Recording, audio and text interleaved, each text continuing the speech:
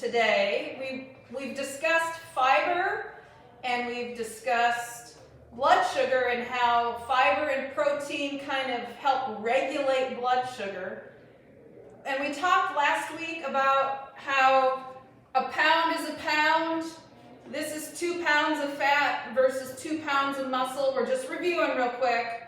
So today we're going to talk about the protein piece and how that actually works and why we want the muscle and not the fat. For years, I've always told my clients, I don't care if you lose weight, I want you to gain muscle. So if I met with you and said, I want you to gain 5 pounds, a lot of people would go, oh my gosh, I'm trying to lose weight. But what I'm actually saying is I want them to put on 5 pounds of muscle, because if you do that, you're definitely going to get leaner and lose the fat. So we need to get the building blocks in order for the muscle to do that. And the most important part about muscle is the protein. So today we're going to be making buffalo chicken that goes with a sweet potato, because the protein is in the chicken, but there's a little bit of protein in the sweet potato. We're going to be substituting some yogurt for, I've never actually made the normal version of buffalo chicken, so I don't even know what goes in that. This is how I make it, because it's leaner, full of protein, and it's got a lot less fat in it, okay? Now, going forward, we just have to remember that the recipes that we're doing in class as demonstration, it's not a one-size-fits-all cooking class. So I'm trying to educate while we cook things, but some of the recipes are not going to be necessarily safe for our dysphagia clients. We might be able to substitute the process with a few other things in order to make it so that they can eat what we're making. But it's more about the nutrition that goes into the cooking is why we're doing the cooking part with it. Hope that makes sense to everybody. So today you were supposed to make the chicken ahead of time, and the reason for that is just because it goes in a slow cooker and it cooks all day, and I just wanted it conveniently ready to go today. The recipe included olive oil in the chicken, along with garlic, which is a really great anti-inflammatory, anti-cancer food, and then a little bit of low sodium broth. So I cooked the chicken yesterday, and what I usually do in my crock pot at the end of the day when it's all finished, it looks really nice, and I just take it right out of the crock pot. And then what I do is I use my handy dandy turkey baster, and I siphon all of the broth out of it before I take the chicken out. And I always just save mine in a mason jar. And what I do with that is I usually make a soup, so I have the broth saved. The reason I brought it today, because if we have those dysphagia clients that want the chicken and need the chicken because they need the protein, we can thin it down with broth that we've already made, and we have control of the ingredients versus the store-bought kind that might be higher in sodium. There's also olive oil in the chicken when we cook it. Olive oil is a healthy fat. It also keeps the chicken from getting dried out, and when it's drier, it is also harder for them to swallow. So it's kind of a twofold addition. It's healthy fats, but it's also moistening the chicken to make it a little bit more palatable. So what we could do with this chicken before we add any seasoning to it is we could puree it for them and thin it down with the broth, and then we're going to add our ingredients. For those that have GERD, for example, the buffalo sauce may not be the best option. I find this buffalo chicken to be it's not hot at all, because the calcium in the milk, in the yogurt, and then the fat in the mayonnaise really don't make it spicy at all. But our GERD clients might still struggle with that. What we could do instead of the hot sauce is we could do a barbecue sauce. I tend to stay away from barbecue sauce because I'm allergic to tomatoes, but it's also high in sugar. So we have to be careful with switching out to barbecue sauce because of sugar. Are we all following along? Do we have any questions? Are we good so far? Okay. Why is protein so important? protein is the building blocks of muscle. So if we think back to when we were kids and we played with Legos, every time we add protein to our diet, we're putting blocks on our castle. And every protein is either a complete protein or an incomplete protein. Complete proteins come from sources like chicken, beef, pork, cheese, milk, yogurt. I'm trying to think of any others. So it's mostly animal-based. Those are complete proteins. And when it means complete proteins is you get all the essential amino acids that are needed for those building blocks that make those muscles, okay? Incomplete proteins are people that are vegan or vegetarian. It's a plant-based protein, but it doesn't always provide all the essential amino acids. So those that are on a vegetarian or vegan diet have to be more careful that they don't suffer from lack of nutrients because they aren't getting the complete proteins in their diet. Does everybody understand? Shake your heads. We're all good? Okay. So what we're going to do today is we're going to take the chicken and I'm going to make it with the sauce, and we're going to substitute, like I said, I've never made it any other way, but we're going to reuse our Greek yogurt that we did a few weeks ago. We're also going to use an avocado mayonnaise, and the reason for that is avocado, along with the olive oil that we've already got in our chicken, avocado is also a healthy fat. So by using an avocado mayonnaise, we're cutting the fat in half of what a normal mayonnaise is, and we're adding and boosting that healthy fat. If you remember last week I mentioned HDL as our happy, healthy cholesterol, and we want that to be higher. In order to do that, we have to add the right fats to our diet.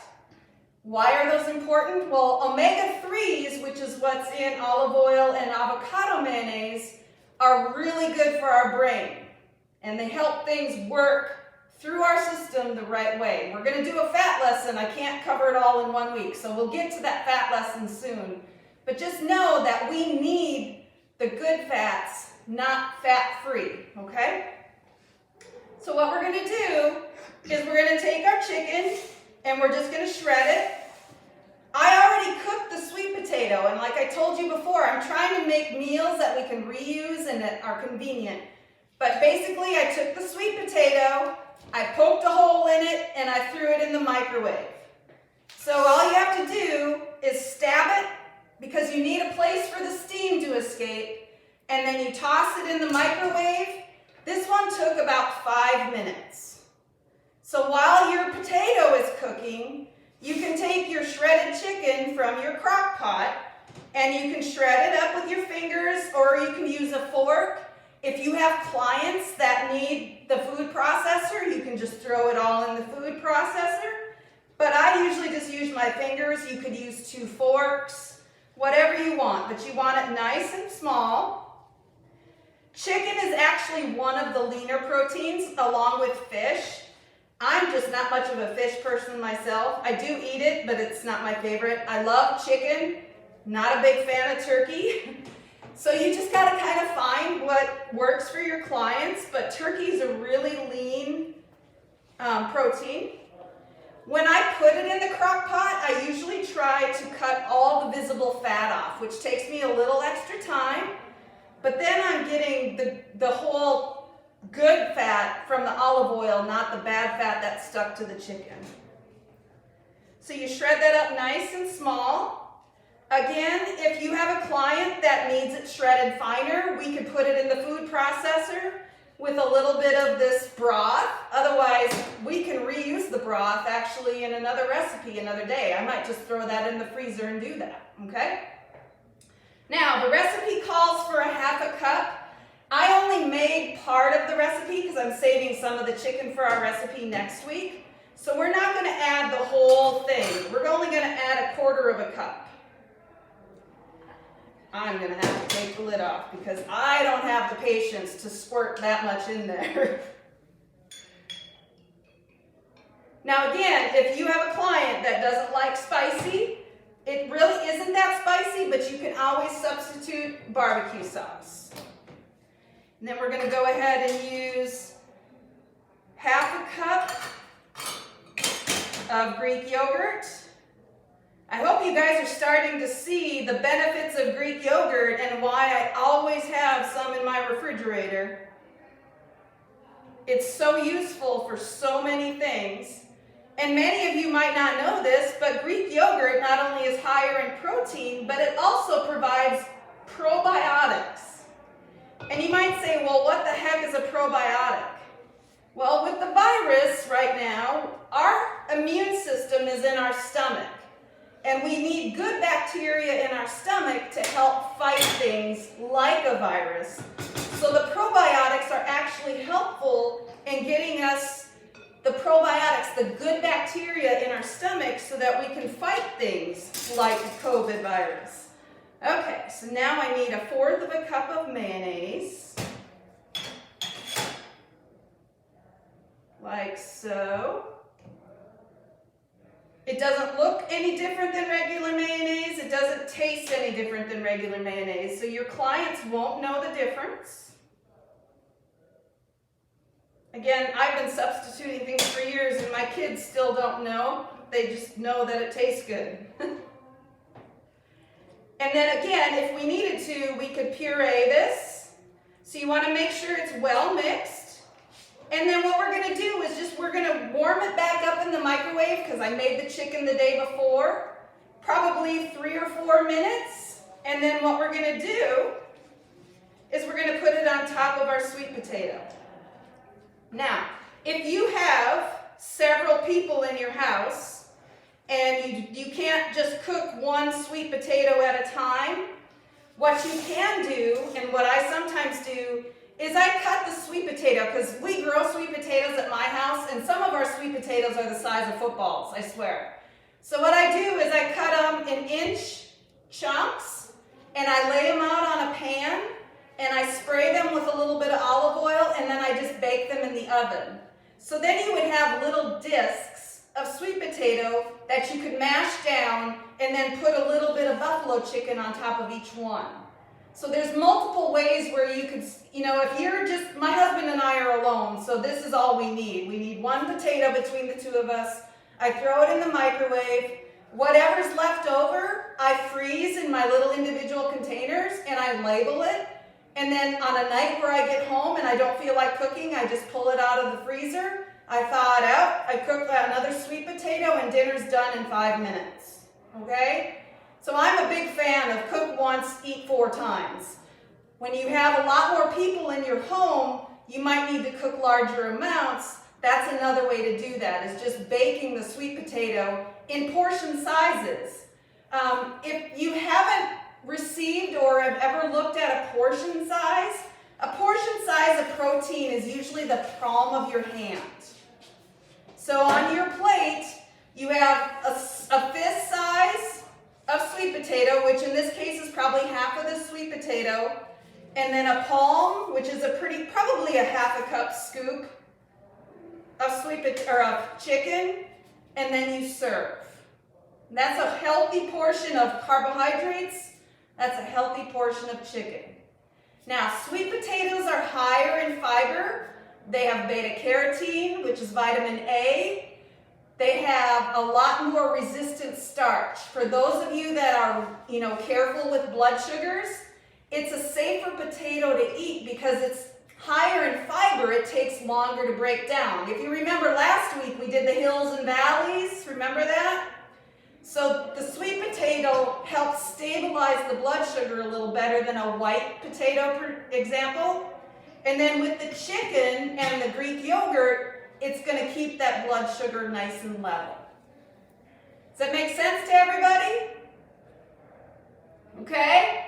So we want the muscle, we want the protein that feeds the muscle, and we want good examples of healthy proteins. Some other things that have protein are vegetables, believe it or not. And I'm going to send some handouts that actually show pictures that we can share with our clients or staff can look at when they're planning meals, Because there's actually protein in things like avocado. There's protein in broccoli. So there's other things that we can get protein from also, not just meat and potatoes, okay? Does anybody have any questions? We want to go ahead and unmute, and then we can answer some questions, because I'm just going to finish cooking this after we're done. I don't think you guys need to watch me turn on the microwave again. But I'm going to go ahead and shred this up, and then we're going to give it to the people in Columbus to kind of sample. So just hang on. Jennifer has a question. Hang on. Can you substitute tofu, or will it not really work very well with this? Tofu for the chicken? Yeah. You probably could. Yep. And I would just look up a recipe online because I've never done it. I'm allergic to soy. I'm allergic to so many things that my little box is very small. So I've never actually cooked with tofu because it would kill me. Gotcha. So I just don't eat it. Okay. But you probably can. I just have never tried it. I know a lot of people here in Indiana love buffalo wings. Yes. I've made wings out of cauliflower before, and it's amazing. Because I like chicken, but I don't like chicken wings. There's too many bones, and to me that's just gross. That's just me. So I use cauliflower instead of chicken when I make buffalo wings, and they're really tasty. So, anybody have any questions? I have one question.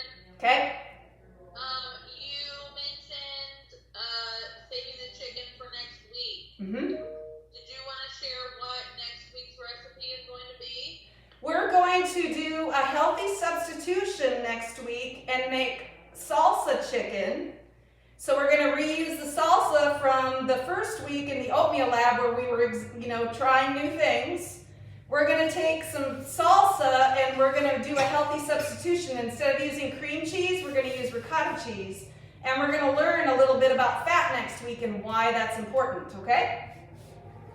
So if you made chicken today, you can save half of it for next week so we don't have another expense. And that's how I cook at home. I look in the fridge and say, okay, this is what I have left. What else can I do with it? And then I plan my meals based on ingredients that I already have. Because I don't know about you, but I don't like to go to the grocery store. I go as little as possible. So, yeah. Anybody else? Those are good questions. Anybody out there ever have sweet potatoes before, or is this going to be a new thing for people? Yeah? I love sweet potatoes.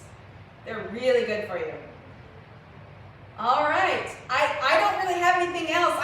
Like I said, I'm going to send the handouts so that you can look them over and share them with your clients.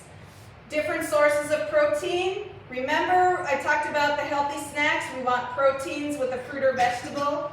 Now we kind of understand why we need them. We want the muscle instead of the fat. So we got to build the muscle with the right nutrients to do that. Believe it or not, even people that are obese or overweight are malnutrition because a lot of people don't eat the right way and get the right nutrients. So our goal with this nutrition education is to help our clients get the nutrients they need. Anybody else? Thank you. Short lesson. So go ahead and try it, experiment. Again, if you have clients that can't use those ingredients, try just the Greek yogurt and the mayonnaise without the hot sauce or add the barbecue sauce. But just try and experiment with adding some different ingredients that boost the nutrients for our clients, okay? All right, so I'll see you guys next week.